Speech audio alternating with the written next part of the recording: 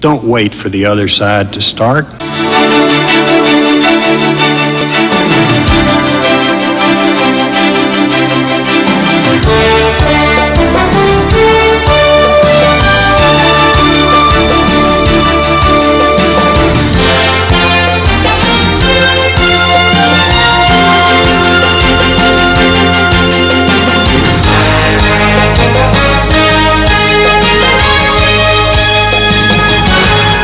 We're showing you a day in the life of what it is to cover a great peace conference, the Madrid Peace Conference. We're at the press center now where people are getting their credentials to cover this great event. As usual, things are a little bit messy and things are not as scheduled, but I guess they'll get along. It's mañana, but maybe half mañana today. In any case, they have extraordinary measures here, both for security and for the press. Here is maps and guides and all kinds of paraphernalia that they give us so that we should feel comfortable and give it the best possible spin for the conference itself. Spain wants its own spin. The Israelis want their spin. A spin means that they want their story told in the best fashion. There are rumors that the reason the Palestinians agreed to the concept of having the delegates that are here represent them and then have an advisory group behind them was to try and tell the world what the Palestinians really mean, what should be the cause of the Palestinians, so that they get worldwide publicity. And there's no doubt about it, they will get worldwide publicity. There was a snag yesterday between Israel and the Palestinian Jordanian delegation. The Jordanians are together with the Palestinians, and there was a snag as to how much time would be allotted to each one.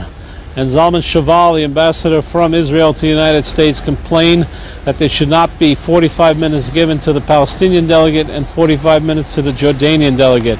We don't know how that worked out yet, but we do know one thing. Prime Minister Shamir is in town, so that was not enough snag to keep him desnagged in Israel. He's met already. This is 6 o'clock Spanish time, which is 12 o'clock your time on a Tuesday, October 30th, and he has already met with the Spanish foreign minister, and there's a normal tumult that's going around. The crucial issues, as I see it, are the Golan Heights.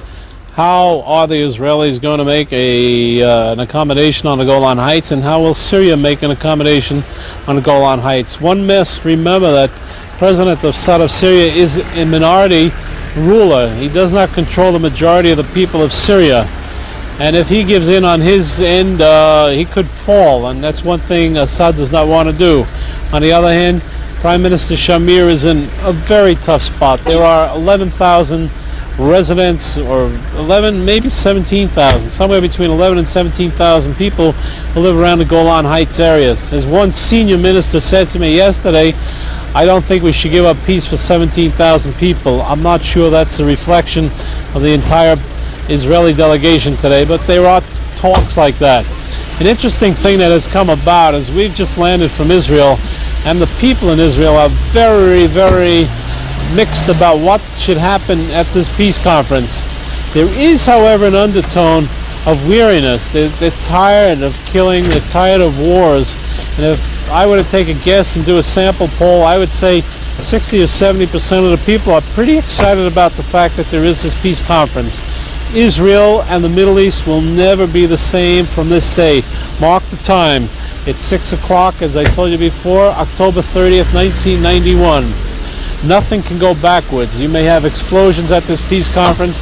They may walk out. You may have all kinds of problems. But I tell you that in the opinion of this report, nothing will ever be the same. You'll have seen Syrians and Israelis sitting at the same table, Palestinians and Israelis sitting at the same table, Lebanese and Israelis at the same table. Things will never be the same. The second problem is what to do with the Palestinians. And what has happened is that since the Gulf War, there's a feeling that the Palestinians are losing. And one of the crucial errors, I think, that Arafat made, Chairman Arafat of the PLO, was that he sided with Saddam Hussein and Iraq. And that, in a sense, put him in a very weak position. And the moderate Palestinians, of whom there are many, felt it is better to get half a bag than a whole loaf. They don't talk about destroying the state of Israel now. They are talking about autonomy. They are talking about associations and confederations with Jordan. No one knows what's going to happen. You're going to stay tuned to this report. You will know what happened before from the news reports. We'll tell you how it happened if you stay tuned to us. So we'll be back in a minute.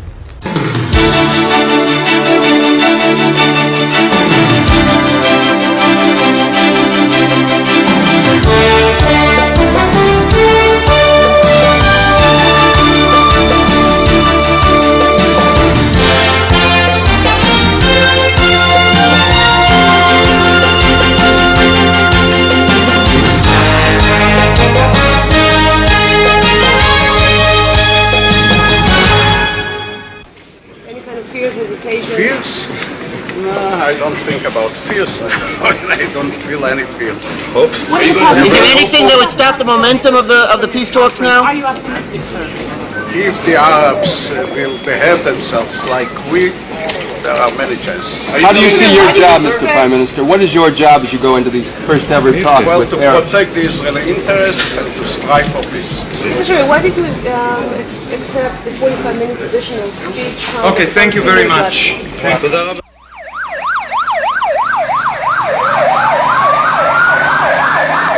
You can understand that the security measures here are intensive. I have never seen anything like it. We have been all over the world, as we said to you before. Well, we've been in Saudi Arabia, Bahrain, Moscow, and I myself was in Camp David. This is similar to Camp David. The fact that so many heads of state are converging to one city, all you see is helicopters, guns, soldiers, and horses. You see a lot of horsemen. What a horseman can do if there's a... I have no idea. But this is Spain, and anything can happen in Spain. We'll be back. Don't leave us. This is exciting, intensive, and maybe, hopefully, peaceful. Abandon mutual fear and mistrust.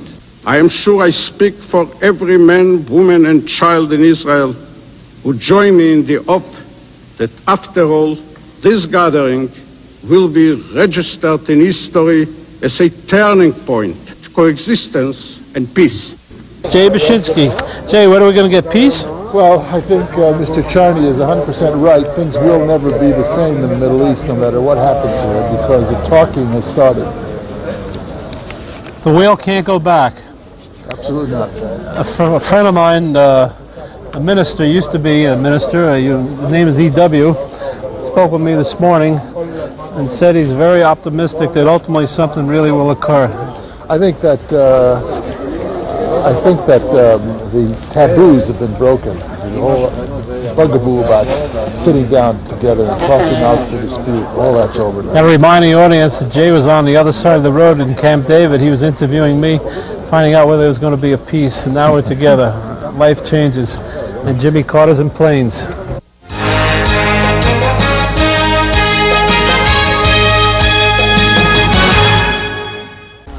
Hi, I'm Leon Charney. This is the Leon Charney Report, welcoming you to Madrid, Spain, the site of the 1991 Middle East Peace Conference, which will bring Israelis and Arabs together for the first time in the history of each of their states.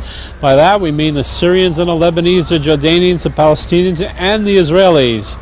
The place is agog with press, media, and security, but there is an excitement that is coming about through all of the city. One can sense that something is going on. As one of our friends said, this will never reverse itself. Israel will never be the same. The Middle East will never be the same. This is the creation of Bismarck and Baker, Gorbachev and Bush, and everybody's here to attend except Bismarck. He's been replaced by Penkin. This evening, which is October 30th, 1991 at 6:30 Spanish time, Mr. Shamir, the Prime Minister of Israel, will probably be meeting with Mr. Gorbachev. President Bush has already had lunch with Gorbachev. The question is how strong Gorbachev is. That's another problem. We can't do everything for you in 1 hour, but we'll get to that.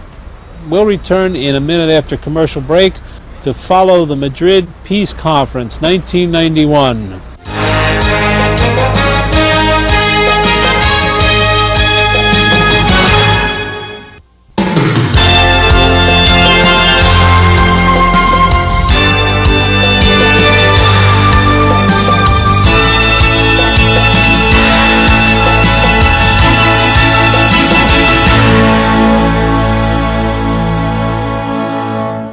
This is Leon Charney, and guess where I am? In the Madrid Middle East Peace Conference Center. It is unbelievable. I have never seen anything like this. I have been at Camp David. I have been in Scuds. I have been in Russia. I have been all over the place. This is unbelievable. Every journalist, every reporter has a desk and a computer, a typewriter ready to file his stories. This is the Super Bowl of media coverage. Massive screens delineating every event that is happening so people don't miss 1 ounce of news, showing them exactly what's happening at all times. But what a massive undertaking. The Spanish people have really proven themselves here. Telephone centers, telex centers, color televisions, huge screens. Looks like a science fiction movie.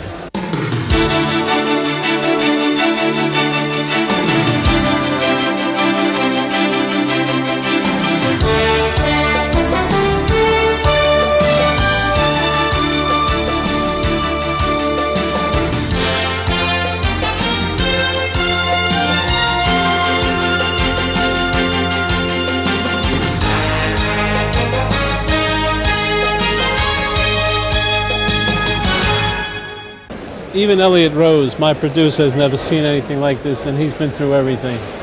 Wars, peace. When we went in to receive our press credentials, we were told there were approximately 5,000 people here accredited to cover this event, which is probably the most momentous event of the decade. We were here during Camp David. It smells like Camp David.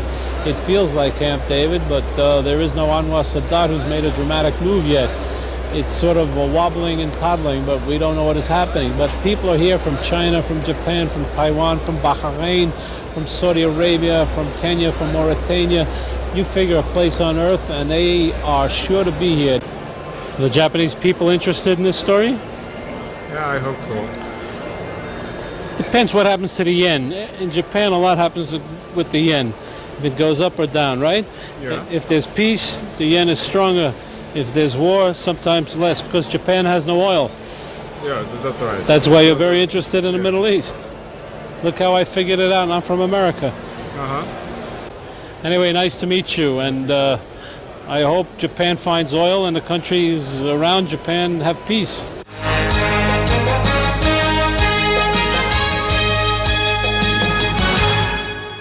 Who do you work for in Yugoslavia? Radio Belgrade.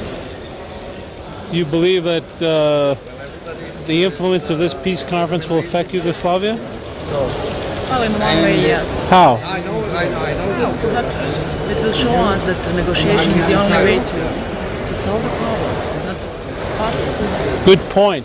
What this conference will show is that mediation really pays and not war. Hopefully no more killings. And the grand plan of the Madrid Peace Conference is that all nations can come together, work out these disputes through mediation, without killing, without war, without guns.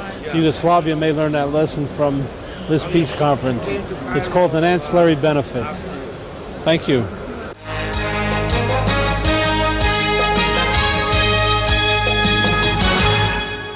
We just interviewed a lady reporter from Yugoslavia who brought out a very interesting point. She said the real purpose of this conference will show that war doesn't pay anymore, that people can mediate all their disputes through peace conferences and through parleys. You agree? Yes, but I don't know why... Italy, nobody fights except the mafia anyway. How are you going to mediate the mafia? But between mafia and Yugoslavian fighting, there is a big difference, I think.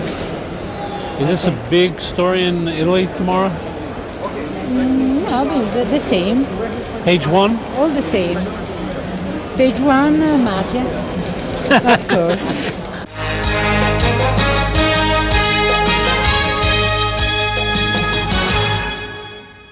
This is Leon Charney at the Madrid Conference Center, Middle East Conference Center, talking to not a reporter, but Eric Goldstein, who's here with the Middle East Watch. What is the Middle East Watch, Eric?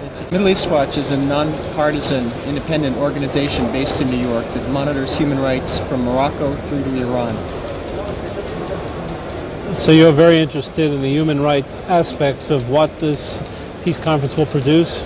Well, right now we're interested in why it's not on the agenda explicitly, as it was in the talks in Ethiopia earlier this year, and in the Central American Peace Accords, in the Helsinki process. We think there's a vital link between respect for human rights by all parties and regional stability.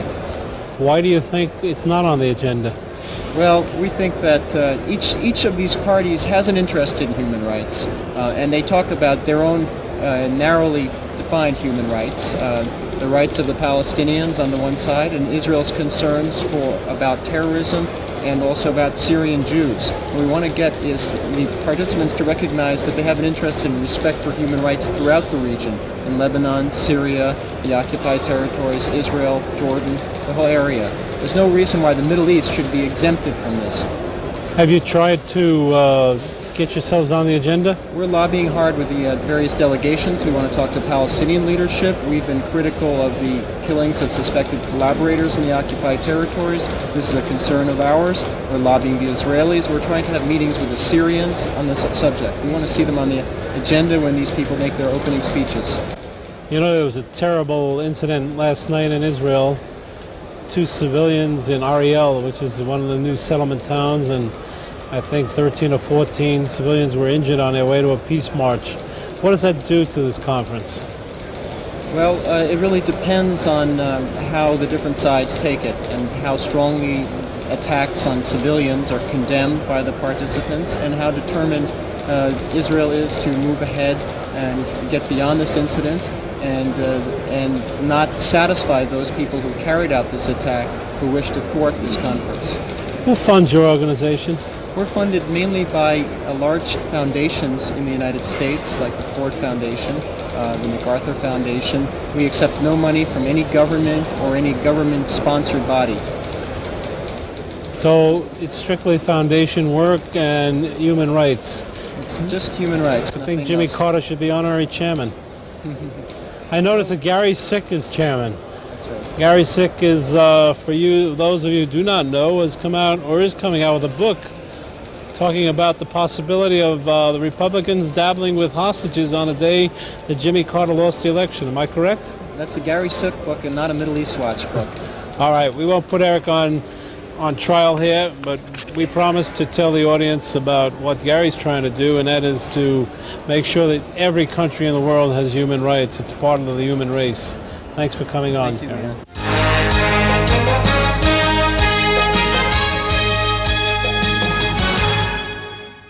A way must be found to send signals of peace and reconciliation that affect the peoples of the region. Don't wait for the other side to start. Each of you needs to get off the mark and get off of it quickly.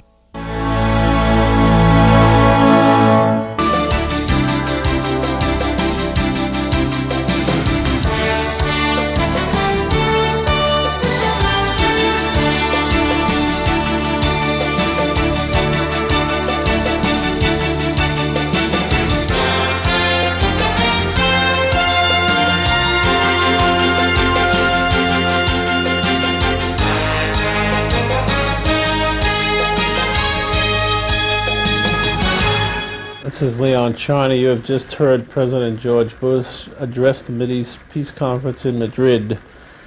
Crucial things said by President Bush were that A, Israel would have to make some kind of territorial compromise, not Israel itself, but the process would include a territorial compromise.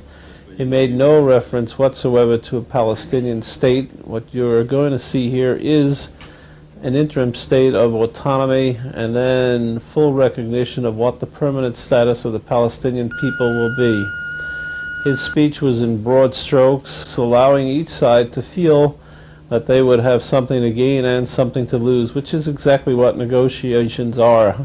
Having participated myself in Camp David, the rhetoric sounded familiar, and basically what is going to happen is backdoor channeling will probably bring about this arrangement. If there will be any arrangements, will take years to come. Basically what you have seen on television is a product of Camp David.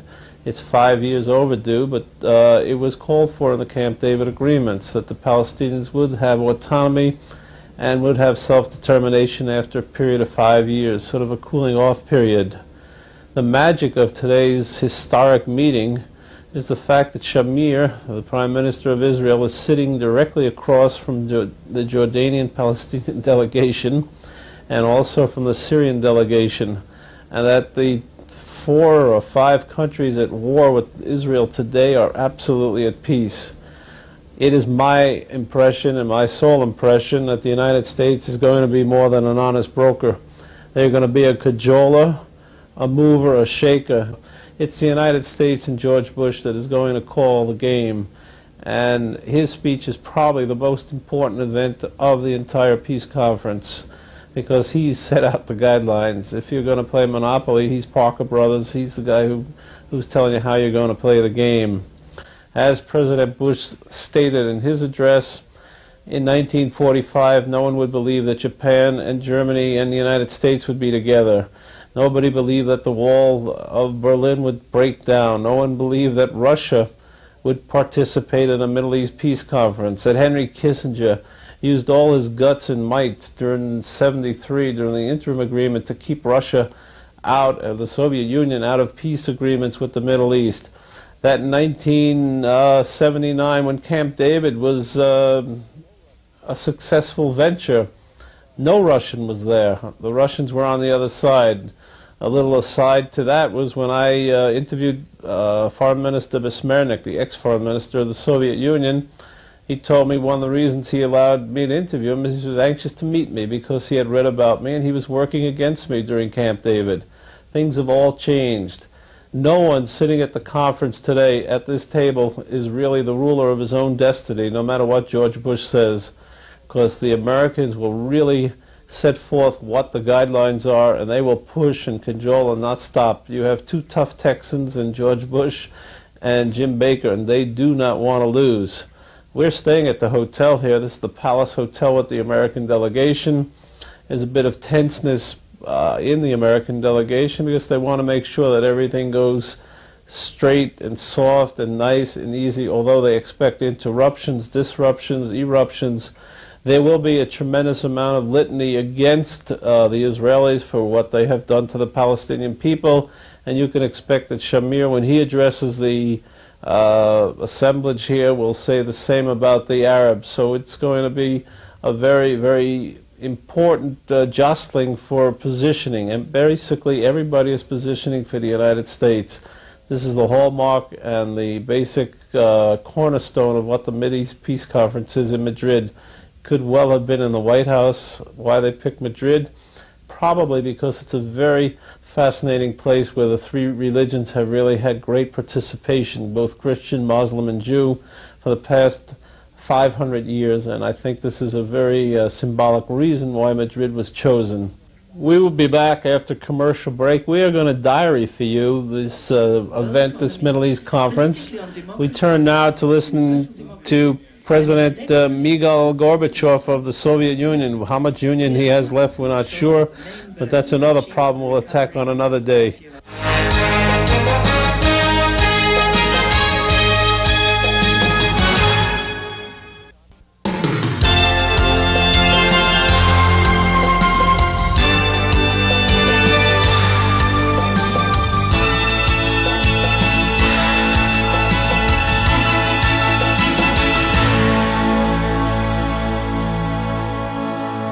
Continuing our diary in Madrid, we're now at the Middle East Peace Conference Press Center, and it is the aftermath of President George Bush and Mikhail Gorbachev's speech, their blessing, so to speak, to the peace conference. We discussed some of the factors that we believe were important by George Bush, and now we're going to go inside and see what other countries, probably 100 countries, are spitting out millions and millions of words all over the world to find out what President Bush really meant by his speech and what President Gorbachev meant by his. It should be an interesting feeling to see how different perspectives come about from different countries.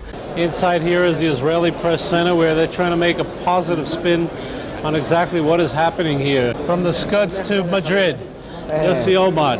Yossi, what do you say to American television today? What do I say? I say that it is an important event, very significant.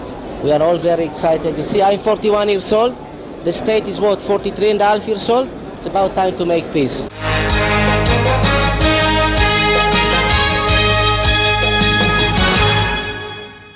Israel's most famous man, Nachman Shai from Scud Time.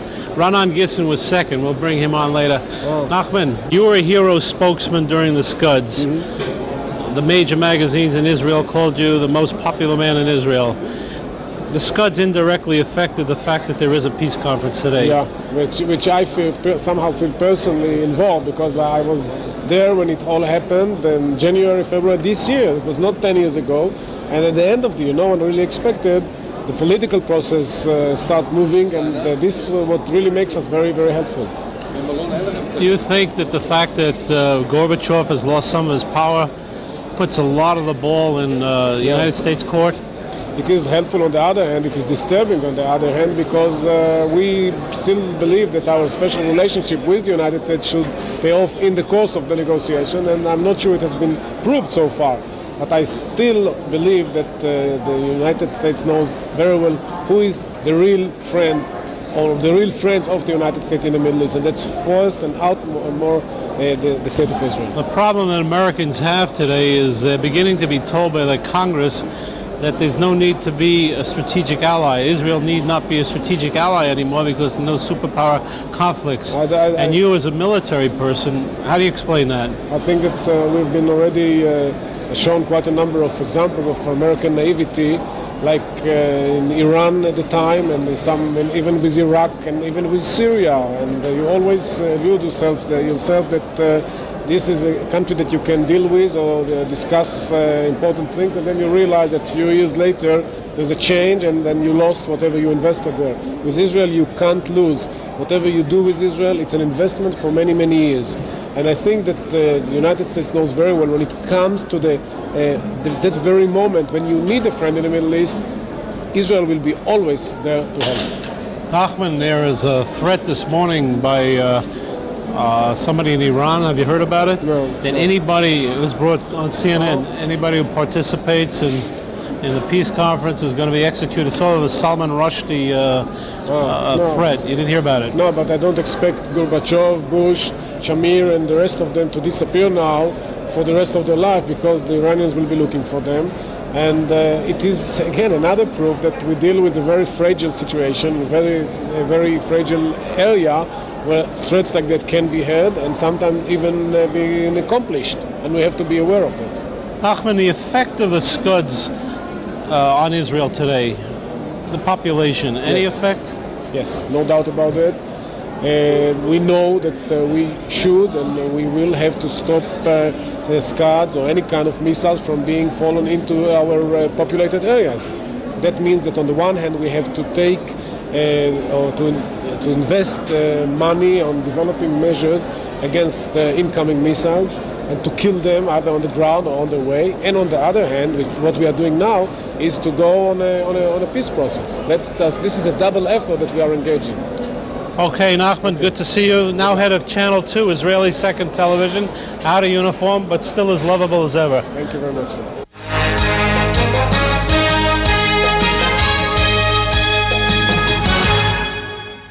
We're here with Rerun Gissin, who is a colonel in the Israeli army, but not working as a colonel today. Millions, billions of people saw his voice during the Scuds. This is sort of a reunion of Scud time. We had Nachman Shai, who was the IDF spokesman, and Rerun Gissin, who was the press relations officer to the foreign press. And on the 16th floor of the Hilton Hotel in Tel Aviv, you saw Rerun Gissin briefing people as to where the Scuds of the Patriots were moving. In any case, he's here today with the Foreign Ministry.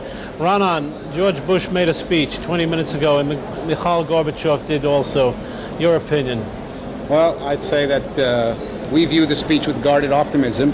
We believe that what was said in the speech was very important, but more important was what was not said in the speech. And what it amounts to is the acceptance of the principle which for the past 43 years we've been fighting and dreaming of, and that is direct bilateral negotiations between Israel and its Arab neighbors. And I think that has been established unequivocally in the speech, and therefore I view it with guarded optimism.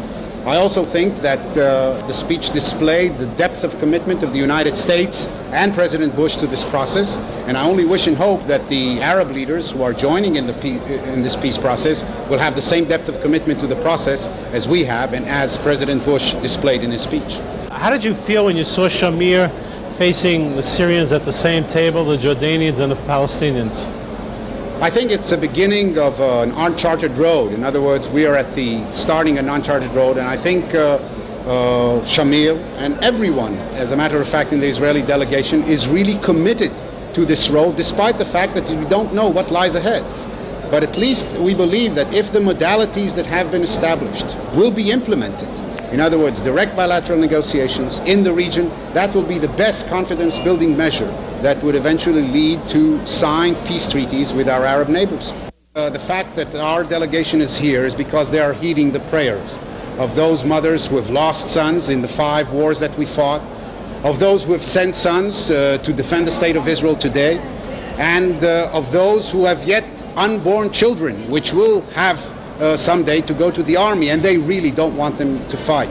I believe that if the Arab leaders heed the prayers of Arab mothers, the Middle East will be a much better place to live, both for the Syrians, for the Israelis, for the Jordanians, and for the Palestinians.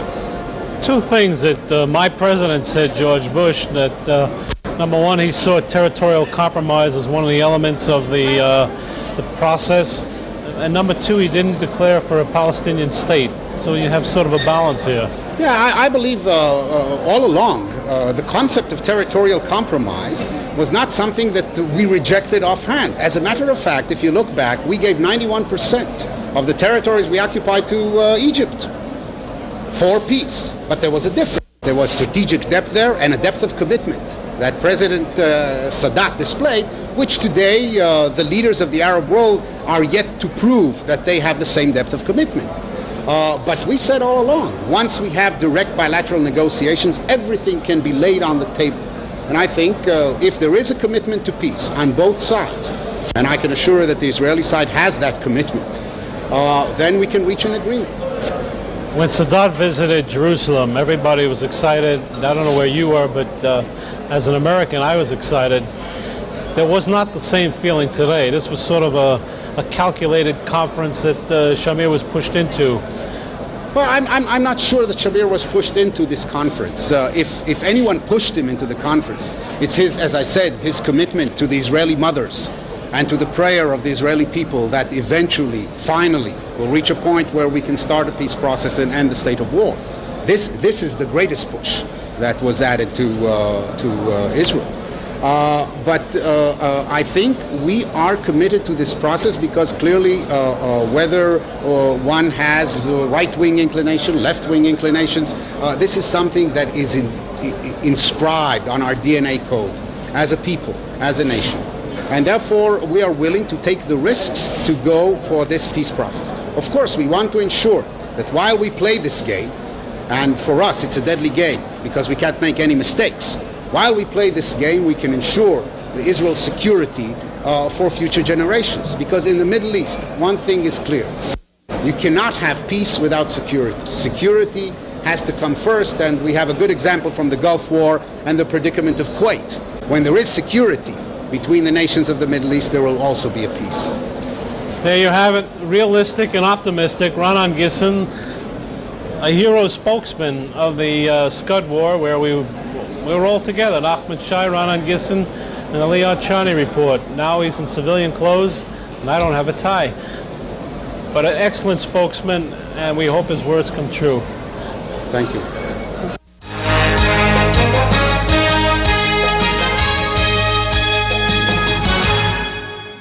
Ministry of Information? No, I'm from the Syrian television channel. So. Oh, are you allowed to speak to American television? Yes. Okay, good. Can we interview you for a few minutes? Yes. We're talking to Yarash Tara from Syrian television. I'll call you Yara, Miss Yara? Yes, Miss Yara. You just heard George Bush, my president, speak. What do you think? Well, I think it was a wonderful speech. I mean, the way he summarized everything in 20 minutes, it was wonderful, especially the one about peace, and he was right, absolutely right, when he said that peace will take a long time, and we Arabs know for sure that it will take a long time. But also our conflict with Israel has been for a long time, so it's not really easy. But for a beginning, there's everything, and everything has a beginning, and this is our first step towards peace. And we're going to try hard, but the Israeli party must also try very hard. Isn't it interesting that the Israelis are sitting next to you here? Well, they always, I mean, for up to now, about 3 or 4 Israelis have come to me and say, you don't treat us like we're your enemies. Well, I tell them they're not our enemies. I mean, if you think that you're our enemies, then you think that you're doing something wrong. I'm treating you like a human being. I mean, we're both human beings. We have been raised up in different environments. I'm fighting for what I think is right, and you're fighting for what you think is right. But history will show which one of us is right, like it has always done. And I don't blame them for hating us. But at the same time, I'm speaking for myself. I don't hate them. I'm just talking as a human being, and we only want what is right for the Arabs. That's all. I mean, President Bush said that there would be territorial compromise, or called for it.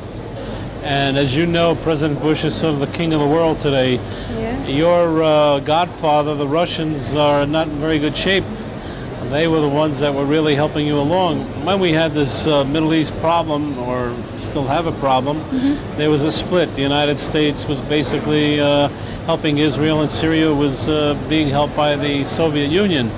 Now the United States seems much closer to Syria. President Assad is getting along very well with George Bush and Jim Baker. There has ever been a time that we weren't really close to the United States of America. I mean, America up till now has showed no offense, as from my point of view, I think. But so does Russia. I mean, although the situation in Russia now is very difficult, but I don't know. But I don't think there's any change between the Syrian and the United States of America relations, the American relations. What's your opinion about the Golan Heights? It's ours. It's yours. It's ours, and we'll get it back someday. It's ours. That's a fundamental. This is what we've came here for. We don't want anything else. We haven't come here to discuss any territorial claims. This land is ours. And you want it back? It's our right. Our rights as Syrians, our rights as Arabs, and as human beings. Suppose we can arrange a lease for 100 years. You mean up to from 100 years from now? Well, at least we're trying our best. That's it. We're not just sitting around waiting for peace to come to us. We're fighting for it. Your gut feeling, you think 2-3 years from now, something positive will come out of this? I hope so. I hope so. And what do you think will happen to the Palestinians? I mean, what they're doing now is one hell of a job. They're fighting for their lives. I mean, they've sat down for a long time, they've sat still, and now they've raised their voice high through the Intifada, as you know. And I think that's one of the most heroic actions they've ever done. They're sick and tired of people playing around with them. They want what is theirs. They've had enough of injustice. I don't know. It's about time they got what was theirs, and they're fighting for it. I mean, they are saying what they want through the Intifada. Are you meeting with Israelis here sometimes? Yes, I see them from now and then. They come to us, they film our room, we film theirs. Everything's normal. It's the ping-pong diplomacy that started in China, went on to Camp David, and here we have, I can't pronounce your name correctly. Yara. Yara. I'm going to call you Yara, that's enough. She's obviously a wonderful woman. What else could she be if she's, well, we're not going to get chauvinistic here, but she has her feelings, the Israelis have their feelings. The object of the exercise is to get those both feelings to coalesce, to come together, so that her brother or her son does not have to die in a war, and the same with the Israelis. Exactly. Thanks for coming on, Yara. Thank you.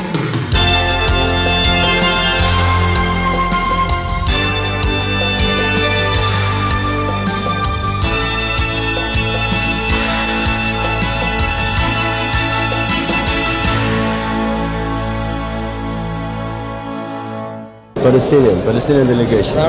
Yes, yes. Un momento. Okay.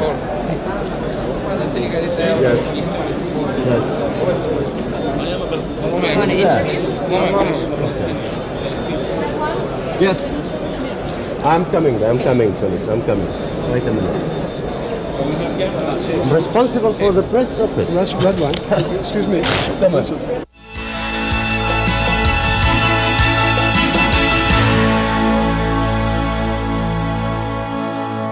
We're back. We're on television now with the head of the Kuwaiti news agency, a very important man.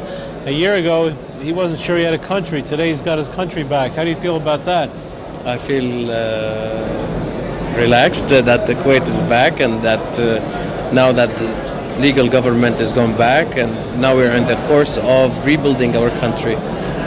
Noah, is that your name? Nawaf. Noah, you must have a tremendous emotional mix. When I was in Desert Storm, we covered it for our report. There was tremendous anger by the Bahrainis, by the Kuwaitis, about the fact that the PLO really took your money, ran like thieves, and then they betrayed you. Well, I can speak about the leadership of the Palestine Liberation Organization. They betrayed our cause, that's for sure. They did not. They are people who were victim of the same sort. They were victim of occupation, and they supported an aggressor. And I don't see how can we reach a point where we can reconcile at this point. I think that's a very crucial point that very few people understand.